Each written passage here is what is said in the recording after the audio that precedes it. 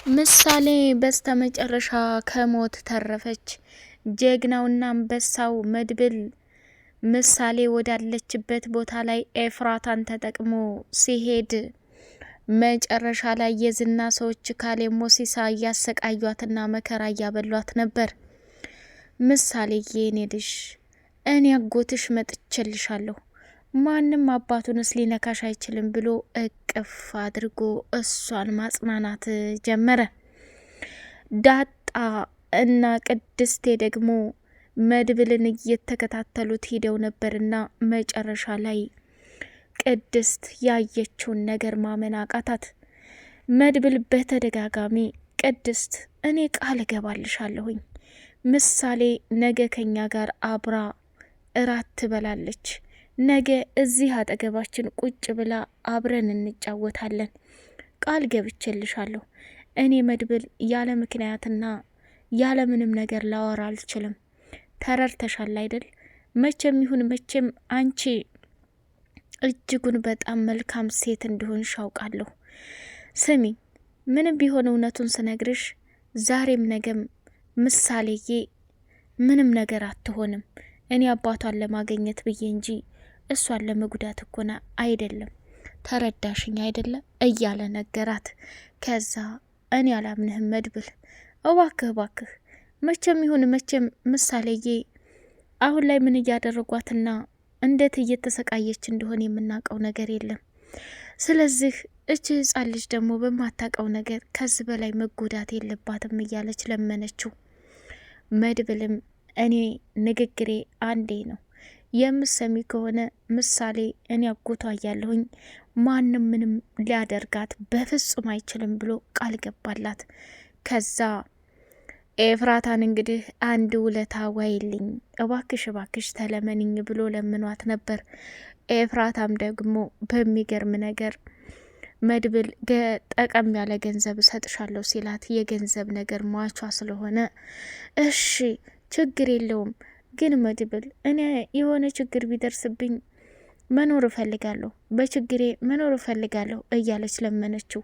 ምንም አይደርስብሽ አልኩሽ፣ እመኒኝ ኤፍራታ፣ ይሄ መጨረሻዬ ነው። በቃ እባክሽ ያቺ ህጻን ልጅ ምንም ነገር ሳታደርግ እንደዚህ ስትሰቃይና መከራ ስትበላ አታሳዝንሽም እንዴ አለ። እሺ ብላ ቃል ገባችለት።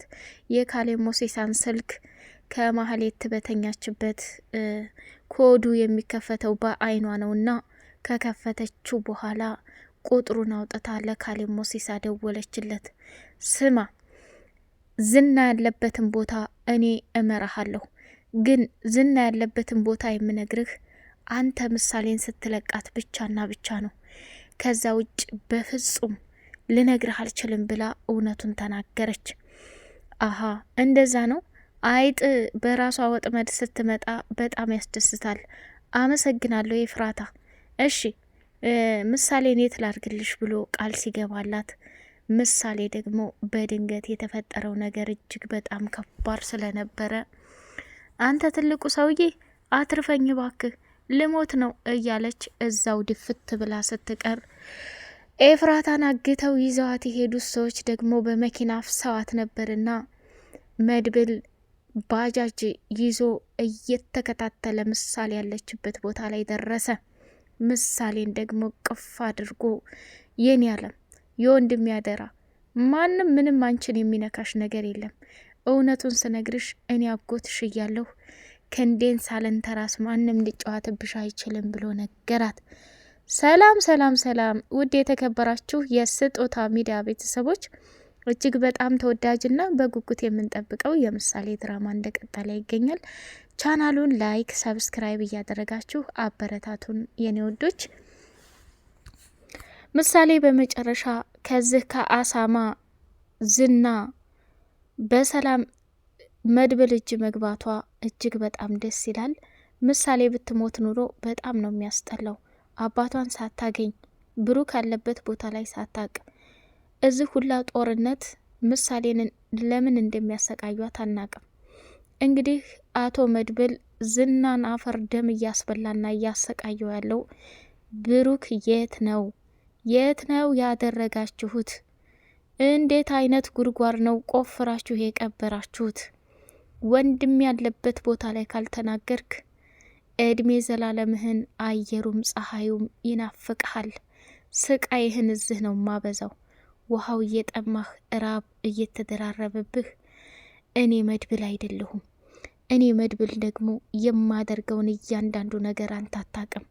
ዝና እመነኝ፣ እኔ በልመናም ለምኜሃለሁ፣ በጸባይም አናግሬሃለሁ፣ በድብደባም እያሰቃየሁህ ነው። አይ የምትል ከሆነ እድሜ ልክህን እዚሁ ትበሰብሳታለህ እንጂ ወንድሜ ያለበትና ምሳሌ ያለችበትን ቦታ ሳትናገር ብትቀር፣ ምሳሌ ላይ ደግሞ ጫፏን ብትነኳት እኔ እድሜ ዘላለም የተሸከምከውን ጭንቅላትህን በትንልሃለሁ ብሎ አስፈራራው ማለት ነው። ጀግና እንግዲህ የመድብልን ጀግንነት አይተናል።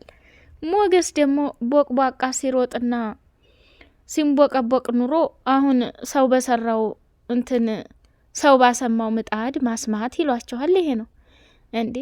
መድብል እኮ ዝናን ለመያዝ ራሱን በሞት መስዋዕትነት አድርጎ ነው። እሱ ደግሞ ምን ልሁን ብሎ ነው እንዴ? የሉላን ወረቀት የፍች ወረቀት በዛ ላይ ይዘህናና ፈርምልኝ፣ ፍታይ ልፈርምልህ እየተባባሉ ጭራሽ ሊፈታው ነበር እኮ። እስቲ አሁን ሞገስ ማንሙት ዝና አንድ እጁን ብትፈታው በእርግጫ በጥፊ ብሎ አንተን እሱ የሚፈልገውን ነገር ያደርጋል እንጂ የሚለቅህ ይመስልሃል እንዴ? ደፋር ማለት ነው። እርይ እንዴ! ወይ ጉድ እኮ ነው። ከዛ መጣና ሞገስ ዝናን ሊፈታ እኮ እጁን እያሽላላ ነበረ። እንደ አጋጣሚ ሲመጣ መድብል የተፈጠረውን ነገር ሲያይደነገጠና አንተ ምን እያደረክ ነው? ዝናን አንተ ልትፈታ? ሞገስ እንዴት አድርጌ እሱን ወጥመድ ውስጥ እንዳስገባሁት አንተ የምታውቀው ነገር አለ? የለም። እንዴት አሰብከው? ምን ስትል አሰብከው? ትክክል አልሰራህም። የመጨረሻ ነውር ነው። ሞገስ በጣም እንዳላዝንብህ እያለ ሲለው፣ ስማ መድብል፣ ዝና እዚህ ይበሰብሳል ያለህ ማን ነው? እኔ እወጣለሁ። አሁንም ቢሆን ሞገስ ፍታኝና እኔም ለሉላ ልፈርምልህ ተባብለን ነበር። አንተ ግን በድንገት ቶሎ ባትመጣ እስካሁን ሞገስ ፈቶኝ ነበር። ሉላ ጋር በነጻነት መኖር ይፈልጋል። በቃ ስለዚህ እጄን ፍታኝና ለሞገስ የፍቹን ወረቀት ልፈርምላቸውና በደስታ ይኑሩ እያለ መቀለር ጀመረ። ከዛ መድብል ደግሞ እኔ ምለው ሞገስ፣ የጤንነት ነገር ያሳስበኛል። እኔ እንደዛ እየቀጠቀኩና እየወቀትኩኝ ብሩክ ያለበትን ቦታ ያልተናገረ አሁን ላንተ እዚህ ደፍተር ላይ ይፈርምልኛል ብለህ እውነት አምነኸው ነው እንዴ? ስማ መድብል፣ ሞገስ የደበቀህን ብዙ ነገር ልንገርህ። ሞገስ ማለት የብሩክን ሚስት ማህሌትን ያባለገና ቪዲዮዋን ሚዲያ ላይ የበተነ ከባድና አውሬ ሰው ነው። አየህ፣ ይህንን እንኳን አንተ አታቅም። ሞገስ ማለት እንደ መንቦቅቦቁና እንደ መረጡ አይምሰልህ። ኃይለኛ ሰው ነው። እያንዳንዱ የሚያረጋትን ነገር በጥንቃቄ የሚያውቅ ሰይጣን ነው። አሁንም ቢሆን ከኔ ጋር ተግባብቶ ወረቀቱ ላይ አስፈርሞ እኔን ሊፈታኝ ነበር። ማህሌትና ሞገስ ብሩክ ያሉበትን ቦታ ይንገሩህ፣ እነሱ ያውቁታል ብሎ ነገር መቆስቆስ ጀመረ። መድብል ደግሞ ዝም በል አንተ ክፍታፍ፣ አንተ ያልከውን የምሰማህ ይመስለኛል እንዴ? ሞገስ ግን ጥሩ ነገር አልሰራህም። እኔ ወንድሜን በህይወት በሞት መካከል ይኑር የት ይኑር ሳላቅ፣ አንተ ግን ፍቅር እውር ያደርጋል እንዴ? ፍቅር ያሳብዳል እንዴ? ገና ህጋዊ ሚስቱን ላልፈታልህ እንደዚህ ሆነ እውነት ልትፈታው ነበር ብሎ ሲቆጣው፣ ሞገስም ማዘነና ወደ ሉላ ዘንድ ሄደ። ሉላም ወረቀቱን ተቀበለችና ፈረመ። እንዴት ነው እያለች ከሞገስ እጅ ተቀብላ ስታየው ወረቀቱ ላይ ምንም እንዳልተፈረመ አየች። ተናደደችና ወይኔ በጣም ያሳዝናል። እምቢ ያለህ አይደል? በቃ አትናደድ ሞጌ፣ ካሁን በኋላ እኔ እናንተ ባልና ሚስት ነን። ምንም ይፈጠር ምንም፣ በቃ አንተ ባልነህ እኔ ሚስት ነኝ። ነጻነት ይኑርህ። ይሄንን ነገር ደግሞ እሱ ከታገተበትም ቢፈታ ምን ቢል በህግ እንጨርሰዋለን። አልፈታም ካለ ምንም ማድረግ አልችልም። እኔን አሰቃይቶኛል። እዚህ ቤት ተቀምጠን ገንዘብ ጨርሰናል። በቤት ኪራይ ብዙ ነገር ሆነናል። ስለዚህ ሀብትና ንብረትም እንዳካፍለኝ ይፈልግ ነበር። ያንን ሁሉም ቢካለ ደግሞ እኛ ዋናው ሰላም እንሁን፣ አታስብ እያለች አለችው ማለት ነው። ከዛ ችግር የለውም እመኒ ሉላዬ፣ ሁሉም ጊዜውን ጠብቆ በሰዓቱ ሁሉም ነገር ይሳካል። አንቺ ብቻ ተረጋጊልኝ እያለ መለመን ጀመረ። አረ እኔ ምንም ችግር የለውም አታስብ ሞጌ፣ ሁሉም ነገር ለመልካም ነው አለችና ሞገስን ማጽናናትና ማረጋጋት ጀመረች።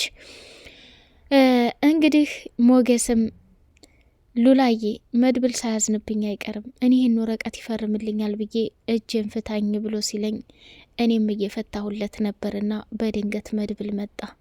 ከዛ እውነት ልትፈታው ነበር እንዴ ቀልድ ነው እንደያዝ ነው? ትልቅ ነገር እኮ ነው ያዝ ነው። ምን እየሆንክ ነው ሞገስ ብሎ ተቆጥቶ፣ ዝናም ደግሞ እኔና ሞገስን ለማጣላት ብዙ ነገር ተናግሮ ሄደ። ያሳዝናል በጣም።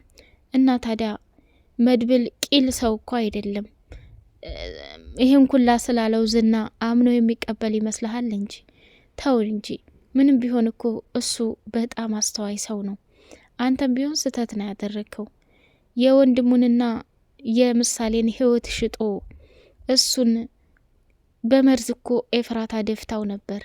ግን ያም ሆነ ይሄ ያንን መርዝ ጠጥቶት ቢሆን እስካሁን ምሳሌና ብሩክ ማንም አይፈልጋቸውም ነበር። አየህ ሞገስ፣ ሚዛናዊ መሆን አለብን። አንተም ይቅር ትለዋለህ። ምንም ቢሆን መድብልን ካጠገብ ሆነህ ብሩኬ እስከሚገኝ ድረስ መራቅ የለብህም፣ ማንም የለውም ብሎ አለ። ዳጣና ቅድስቴ በሚገርም ሁኔታ ምሳሌን ለመፈለግ ጉዟቸውን ቀጥለው ማህሌትን እየተከታተሉ ሳለ ማህሌት ደግሞ ምን አባታችሁ እያደረጋችሁ ነው? ጭራሽ እኔ ማህሌት እየተከታተላችሁ ነው? እኔ ማህሌት ማን እንደሆነ አታውቁኝም ብላ በድንጋይ አናታቸውን ልትበትናቸው ስትል እነሱም እየተደናበሩ እሷን ፈርታ ከዛ ቦታ ላይ ተሰወረች። መድብል ወደ ቤት መጣና የተፈጠረውን ነገር በሙሉ ለቅድስት ነገራት። ዳጣም የተፈጠረውን ነገር በሙሉ ለሞገስ ነገረችው። ሞገስም ዳጣ ይህም ማድረግ የለባችሁም ነበር። ቆይ ማህሌት በሌላ ሰው ብታስይዛችሁ ለእናንተ ልንሆን ነው ወይስ ምሳሌና ብሩኬን ልንፈልግ ነው? ቢያንስ እናንተ የምታረጉትን ነገር እኛን ማሳወቅ አለባችሁ። ምን ሆነሻል ቅድስት? ቅመሟ ስታለቅስ አላስቻለኝም። በዛ ላይ የምሳሌ ነገር ሆኖብኝ እኮ ነው። ሞጌ አጠፋሁ እንዴ? ይችን ማህሌትን ግን አገኝቻት ቢሆን ኑሮ ጨጓራዋን ነበር የምዘረግፈው እያለ ተጎራች። አንቺ መዘርገፍም ሆነ መምታት የምትችይው ሲሞቱ ብቻ ነው፣ ከዛ ውጭ ቦቅቧቃ ነሽ ብሎ አላት ማለት ነው። መድብል ለቅድስት ቃል በገባላት መሰረት ምሳሌ አለችበት ቦታ ላይ አንጠልጥሎ ሊያመጣላት ሄዷል ማለት ነው። ውድ የተከበራችሁ የስጦታ ሚዲያ ቤተሰቦች በቀጣይ ፓርት እስከምንገናኝ ሰላም አለይኩም ወራህመቱላሂ ወበረካቱ።